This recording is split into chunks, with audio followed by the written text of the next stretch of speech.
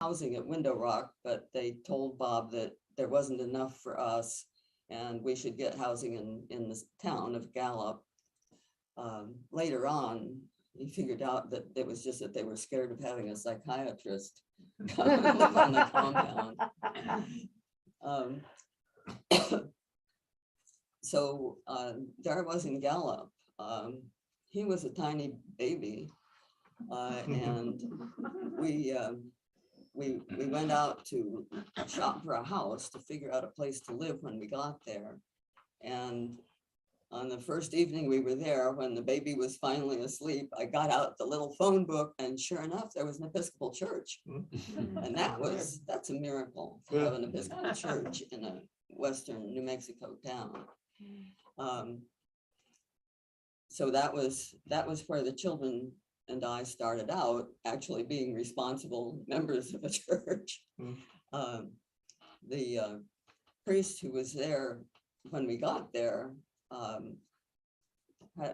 sent a little newsletter out, maybe it was monthly or something, and he said, it's your Christian duty to go to church on Sunday. And I focused on that, and I thought I should just make that my practice and always go to church on Sunday and take the children. Now here's Bob. He's still Jewish, but and he'd had a quarrel with his rabbi about marrying a Gentile. And he'd said he wasn't going to do that anymore. And he said Christianity and Judaism are religions that are too old. So he was there working and learning his way around the various Indian groups. And not only is the Navajo reservation, it's a very big reservation. It's a desert. So, they gave it to the Indians. And the Navajo way of life was herding and moving from place to place. And then in the middle of it, there's the Hopi Reservation, which is a pueblo with buildings. And the Europeans, I've always thought, kind of understood that Puebloan people had a place, which the Europeans didn't, about people who moved through the forest around here and hunted and came back and had camping spots. But Pueblos, they actually have a building. And so there are various Pueblos around besides the big Navajo reservation. And the house that we lived in was just off the road to Zuni. But the spaces are vast and empty. It's just desert. And this is the 50s. And no, this is the 60s by now. It was 66 when we went there.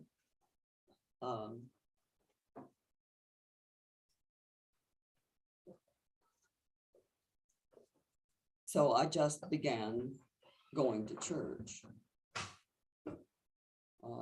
I see I've skipped a piece, because there were, during the residency, there was 4 years that we lived in Chicago. And during that time, I did join St. Paul's, which is nowadays St. Paul and Redeemer. And Eric was baptized there Saturday before Easter in the year he was born, 65. So we had that much connection to church. I had not learned very much at that point. But here was the church, and we started going to this church, and it was a very small town. The European people of Gallup, New Mexico, are people that have been able to tolerate living in a place like that and had businesses there. It was just a very small western New Mexico town. But I learned after a while that you get to know the people in your church in different ways, because they're the people that run the stores downtown. They're the people that do various things, and you meet them in other ways. And one of our parishioners owned the newspaper. And then I had another piece of extremely good luck there. My daughter Helen was born in the Indian hospital, and she was baptized at the Holy Spirit Gallup. We got priest who was a convert from Judaism. And my husband would go to the services with us occasionally, even though he said of the organist that she was trying to drive us all crazy. That because he liked Al's sermons. And one of the things that Al Crater did for me there was he had a retreat on the Incarnation. And that turned out to have been the signal factor for him in Christianity, was the story that we have. And this is a story that I appreciate about Christianity, is that God created us, here we are, and then comes and lives a human life and says you have to keep going. And that's a story that makes sense to me. And we were good friends with Al Crater and his wife all the years that we remained there. And we stayed in Gallup 7 years, because meantime, Bob had found a wonderful new vocation in cross-cultural psychiatry and medicine. He was very interested in the Native American church, which is a pan-Indian church. And it was illegal at the time. It's the peyote religion. And by patiently saying things to people that he worked with, he gradually got introduced into it. The religious practice of the Native American church is to have an all-night gathering around a fire, if possible in a teepee or a hogan or some other form of somebody's native housing. Now, staying up all night and eating peyote does not agree with me. Neither does staying up late part, and I happen to be one of the people that vomits on peyote, which is not a good thing. But it was a wonderful introduction to what Bob found to be an exalted and truly spiritual practice, to be out with this intense group. You sit with everybody and you go around the fire talking, and you are very present with the people who are there. Now that is Native American church. In the meantime, Navajo has a lot of really interesting practices of their own. The Navajo medicine men are called Hatatli, and they have to memorize ceremonies and sand paintings and music that goes with them and various other things to run a large gathering for 6 to 9 nights in a row. And again, it's a nighttime practice where it's a 9-night sing is a very big gathering out on the Navajo reservation. So I only participated in one of those. The Navajo practices are generally for the family and relatives, and they're held in these remote places. Get out a map sometime and look at the Navajo reservation. And another thing that Bob did was he set up a school for medicine men at one of the Indian Health Service hospitals and invited the Hatatlis and the student Hatatlis, because you can imagine the training to learn to do this is a very big deal. And people were having trouble getting the training simply because US life was impinging on Navajo life. There was no way to sustain yourself and go ahead and learn all this stuff and practice it. And he brought in the Western medicine doctors to talk, and they talked about the things that medicine has in common and about medicine and the human race, basically, I think. Now, this is something I never participated in, but it was an important thing. It was important for the relationship between the Indian Health Service and the Indians. And we stayed 7 years because Bob got to really loving this work. He was supposed to go and get his training analysis, and it's a little hard to get a training analysis in Western New Mexico. It's just a different kind of analysis. Well, one that works in the psychoanalytic world, which is where it was headed. I mean, he'd had a vocation to be a psychoanalyst since he was a teenager. I had no vocation. I was just trying to find out how to live.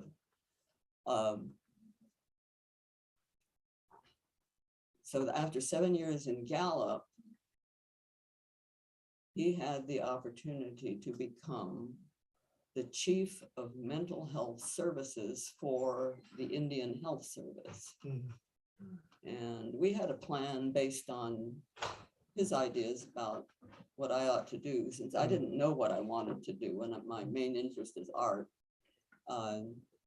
And his father had been an architect. I was going to go to architecture school. Well, Albuquerque had an accredited architecture school, and it had an Indian Health Service hospital. So we could make that the headquarters for the chief of mental health services for the whole thing all over the country. And I could start going to school because, let's see, we made that move when both of my children were in school all day themselves, not half day school, which was what my mother had done. That was my model, to stay home and take care of my children. And then when they were in school, I would be able to plan other things. So there I was attending architecture school at the University of New Mexico, which it's a thing of its own. Architecture school has exceedingly bad traditions of education. The system of architectural education usually depends on the students staying up all night, frantically building their models.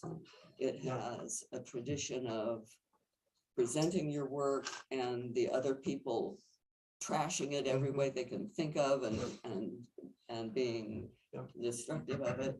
Much later, I took a painting class, and the teacher of my painting class remarked that that architecture school was horrible. He had seen it sometime in my painting class. We all walked around and talked about our work. It's about the same. I went to a school with a bunch of architects, and that would be it. They'd be staying up all night in studio. All the other classes would be secondary. It doesn't really matter. And I've walked past critiques, like they have the critique rooms right outside the library, and like, to a certain extent, it was funny because I feel like everybody knew each other, but they were clearly going after each other. And I was like, I'm in a field where we are also like trained to debate and argue, and it doesn't feel as No, it's attack is what it is. Yeah. And it was not until I retired out here that I got out my father-in-law's copy of Louis Sullivan's Kindergarten Chats, and when I read some of it, I thought, this is where this crap came from. Sullivan was a very angry architect. But that was part of school life. But at the same time, I was in a special graduate class. By the time I'd had a year of architecture school at IIT during the time when Bob was in his residency, and he was earning money in Chicago. So I'd had the privilege of being in Crown Hall and learning Moholy-Nagy's methods of teaching, and meeting Mies van der Rohe. But it was just 1 year, and that's a highly specialized way of practicing architecture school. I learned later on, as I saw more about it. But by the time I got to the University of New Mexico in '73, the accredited degree had changed to a master's degree. So I was now going to be a graduate student, and they had a special category and a special class for students who had some other background, had not necessarily majored in architecture. Most of them, my best friend in school was an industrial designer before he decided to study architecture, and he became a developer and designs and builds his own buildings. So I was in this peculiar small class, and after a while I got busy on my master's thesis project, because one of the characteristics of getting a master's degree is supposed to be a thesis. And they had not figured out how you do a master's thesis for architecture. I mean, traditions had been designing a building. But I was interested in some philosophical questions about beauty. And I ended up with a plan in which I interviewed architects who had practiced in Albuquerque during 4 decades, and who had buildings built, that I would be able to talk to the architect and look at their buildings and consider what their ideas had to do with the way their buildings came out. I was really interested in the exterior aesthetic part of it. At the same time, of course, we were studying architecture as space, and we were studying ecology, and it's New Mexico, we're studying solar heating and adobe cooling, and you learn how to build adobe buildings when you're out there, because they are in fact functional for that climate. So I just took my time whenever. One of the things about being in school was that if I was too busy with schoolwork and it interfered with my taking care of my family, I could drop a class and take it again later. So it took me a long time to go through school. It took a long time to write this and photograph. I was out photographing my buildings. I was out making notes. I have to photograph this building at noon in winter, and I have to photograph this building in the afternoon in summer. And so I was walking all over Albuquerque. It was a fun thing to have done, really. So I was busy doing that for a long time. And then when I finally got my diploma, my master's degree, I already had a contract with one of the local architecture offices to edit the historic structures report for the great Spanish church at Acoma Pueblo. So I had already started working on that. You put together the work of a lot of people. There's photogrammetry, in which you photograph the measured photographs of the plan of, in this case, this is a pueblo, this is a mesa that really and truly is just a piece of stone sticking up like that. And then the pueblo on top of it. And then this huge church. And it had damage to the roof, and water was caving in a piece of one of the gigantic adobe walls, which were 10 feet wide at the bottom. And the beams in this thing are huge tree trunks that have been carried from, they knew where they were carried from a long way away and up onto the mesa. So it was a real treat to be able to be working on that and writing about it. And I developed this historic structures report meeting the standards of the Secretary of the Interior. And in doing that, in a way, you learn some things about churches. The Anglo architects who had done preservation work on it in the 20s had labeled all of their documents, Church of San Luis Rey. But sometime after the completion of the whole project, I learned that they were having their festal day on the day after Christmas. No, not San Luis, San Esteban. So I realized that the architects and the architects had liked a queen, a king better than a martyr, and they had just sort of decided that it was Esteban Rey. So, and what did the Indians know? They've got some names of their own, and they know what they think about it. And this particular Puebloan group is very secretive. But that was a large piece of my life, to be involved in that. And then I worked for that firm for a while and had the opportunity to install heating and lighting in another adobe church in a pueblo called Laguna. And that led to my being able to send away its ancient, well, not very ancient doors, big slabs of wood, to be refinished at a wood refinishing place. So that was the way I was dealing with churches, and this architect I was working for had a specialty in churches. And I had a chance to visit southern New Mexico and design nichos for the plaster saints. And, you know, once I began standing around in rooms with the plaster saints, I got to like them a lot. They are a lot of fun. And the church in southern New Mexico had a Martin de Porres. So I learned that Martin de Porres was Black, because that was the plaster saint I had. I designed a niche for Martin de Porres high at the back of the church, the main sanctuary of the church. While we were living in Albuquerque, we went over from Gallup to Albuquerque.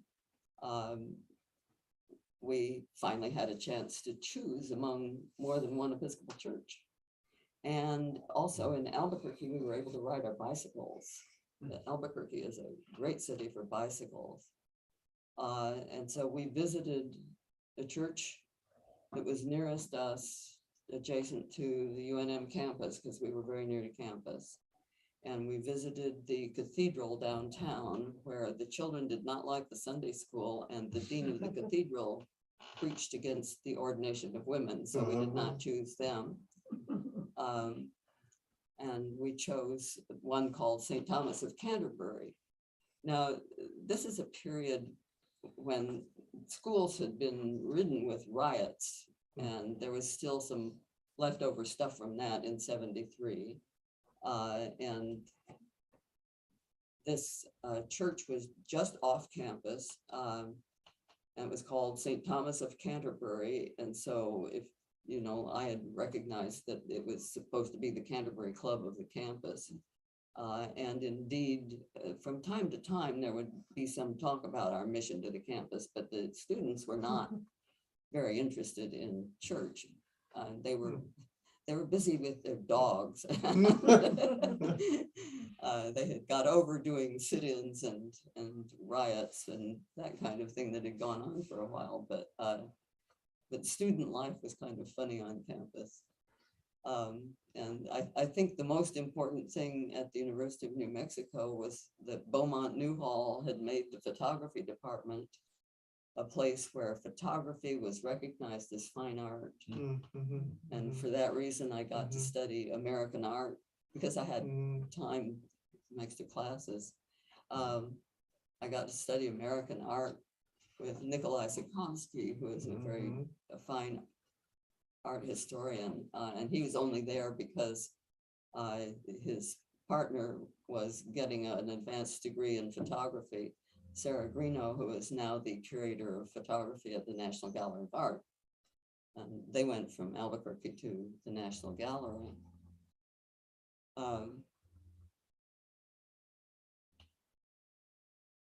Thomas of Canterbury, the priest there was William Cruz. And he was teaching us what he was figuring out. His sermons were really interesting. They were on the propers, and they were followed by a question and answer period. Hmm. And when the bishop came to preach at our church, he was very nervous because he wasn't a particularly good preacher, and he knew that people were accustomed to asking questions. But it was a good place to learn. He gave a 12-week course in New Testament and a 12-week course in Old Testament using the textbooks that seminaries use.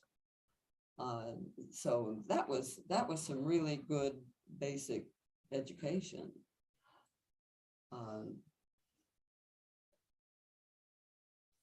And there, that congregation happened to have a lot of lawyers in it. I think it was basically run by men, and I didn't learn much about the management of a congregation until that priest moved on, and they began to have a search committee and look for a new priest.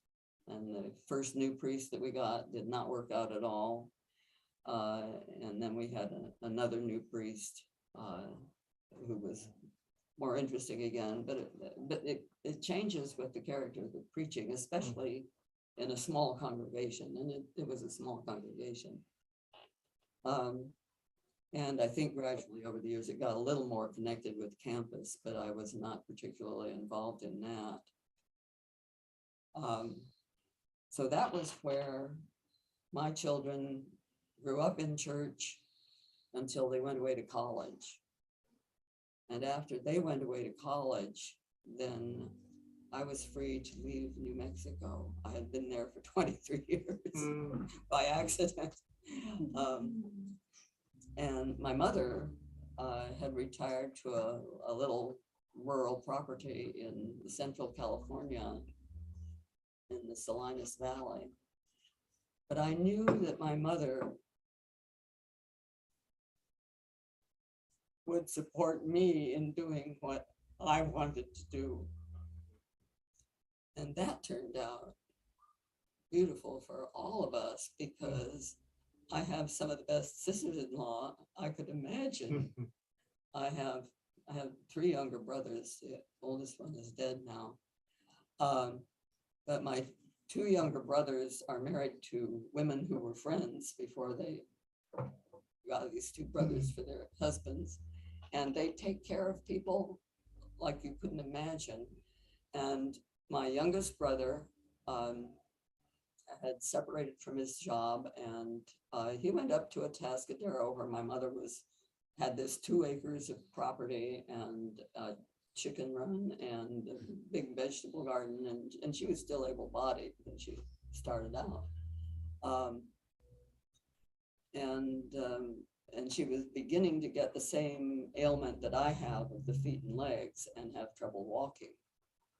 And they went to Atascadero, and John rebuilt another tiny house that was on the property, so that they were living on this rural property in 2 tiny houses, so that my mother was on her own, and they had their own little place. But they were right there, and took care of things. And my sister-in-law went back to school at the school in San Luis Obispo. What's it called? The technical college, but it's a real college too. And she had, like my mother, she had finished 2 years of college, but she hadn't got a degree. And she went back to finish up and get a degree, and she was interested in philosophy. And the 2 of them had so much fun talking together about epistemology and existentialism that it was really great. And it was okay for me to not participate, because epistemology and existentialism are not my kind of philosophy.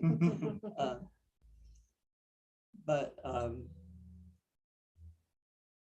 then I moved to Baltimore. And because I had access to a lot of city planning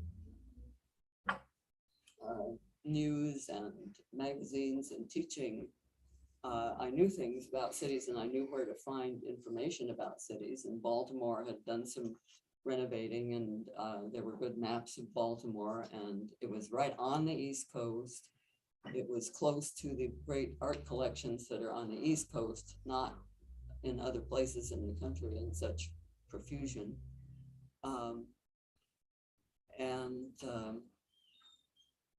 And I figured out that I could probably sell a house in Albuquerque and have enough money from that to buy a house in Baltimore. And that turned out to be true. It worked.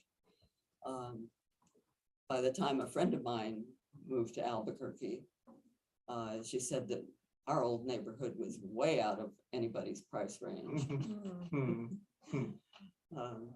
But my little old neighborhood in Baltimore was small row houses, and I had a beautiful little row house. And when you get to the East Coast, there are so many Episcopal churches that you can just shop around forever, and many of them have beautiful reredos and Tiffany windows. And you know, when Baltimore was a thriving 19th century port, and at that time, Episcopal churches had rich congregations. They weren't as rich as the Presbyterians across the street from the church where I ended up going. But the churches had beautiful, beautiful things in them. And so it was fun to just go and visit them. And hear the boys' choir at one of them, hear a really good Labor Day sermon at another. And the church I chose, I had some advice from other Episcopalians. By that time, I was more connected with more Episcopalians, and we're a very small community, and you can get connected with Episcopalians.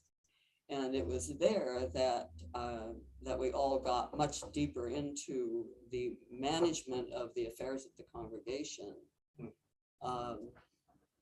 That church was right on the edge of the color line, and in 1969, after the 1968 riots and the murder of Dr. King, they got a Yankee priest with his young family, and the ECW had enough money to pay his salary for a few months. The men didn't.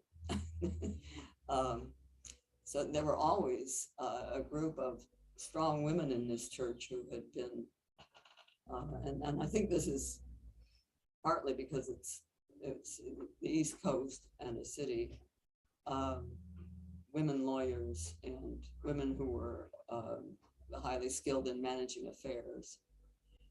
And in that church, Barney, our rector, had a talent for drawing people into a lot of different things that they could do in the church. He'd arrived in '69. The city was, in wreckage, and there was hate and anger everywhere. At some point, the church had started a food distribution because it's surrounded by destitute Black neighborhoods. And the neighbors complained to Barney. Oh, and the rectory is next door to the church, and Barney lived there with his family the whole 30 years he was there. And people knew his bedroom window was on the street, and people would come and throw pebbles at his window at night, and he'd lean out and talk to them. So the neighbors complained that the neighborhood would fill with a lot of people who were doing various things that you do when you're, bringing a whole bunch of destitute people who have no place to go except to walk around on the street and see if they can get some of the food. And so he developed a program in conjunction with one of the parishioners, who was the one who ran it, where we had a social worker at the church with an office. And we had a variety of supplies and developed a little community, and anybody could come And you had to ring the bell. It was, the city can be dangerous. But you ring the bell and talk on an intercom with the social worker and make an appointment to come in and have a consultation, and she would arrange for people to get more complex kinds of help. And also they created a little congregation that stayed there at the church, who came on a certain day of the week. There were church members who were part of this also. And there were plenty of volunteers running the pantry and the clothing closet.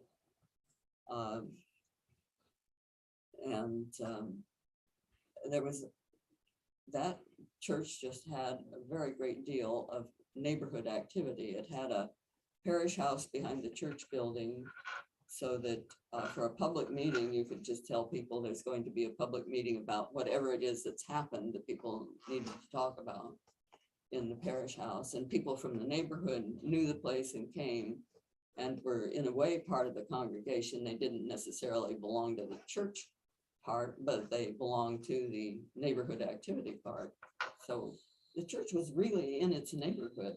Not only that, there was a Presbyterian church across the street, which is called Brown Memorial, and the Brown is one of the great wealthy families. It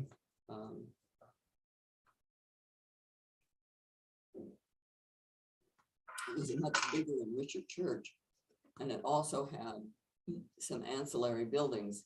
Instead of a slave balcony at the back of the church, which our church had but had been taken down, that church had a little slave church next door to it. That was their slave church. And at the time that I was there, it was being used as the youth center. They had remodeled it and had basketball courts in it, I think. And they had some other buildings, and in some of these buildings, they had the Institute for Jewish and Christian Studies. And I was able to participate in that, which over the years changed from being mostly clergy and scholars to having a very large component of just lay people from different practices. And we would meet and have workshops on various things. On the anniversary of the airplanes attacks on 9/11, we had a study of Samson, who pulled down that temple on himself and his enemies and killed 3,000. We did things like that. And I met a lot of priests there, and I met a lot of musicians there, because Baltimore has the Peabody Institute. Our organist, I remember his one time saying, "You don't go to Peabody to learn to play an electric organ." It was hard for our little church to maintain its pipe organ. And in the years that I've been here, since I left there, some of the members of the church connected me on Facebook, and I've been able to partly follow as they began to figure out some things that had been evident to me. That the church was founded in 1861, I think, and it was a break-off church of those who favored slavery from another church that I had got acquainted with because I lived near it when I first moved there. And they had an assistant, a deacon or somebody, who read the memorial tablets in the back of the church and recognized the name of someone who had owned her ancestors. And they began talking about it. And they've gone through a whole wonderful thing where they've connected up with a Black congregation that's nearby. And I mean, they're actually crossing the color line, which is really tough to do.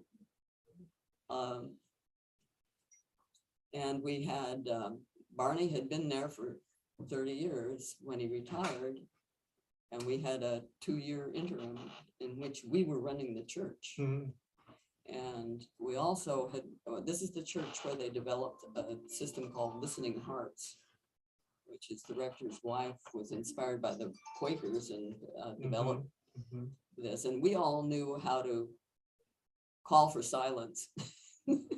There will be 3 minutes of silence. And if in a large group where you can say 3 minutes of silence and people will do it, Mhm. we were pretty disciplined. It was very helpful.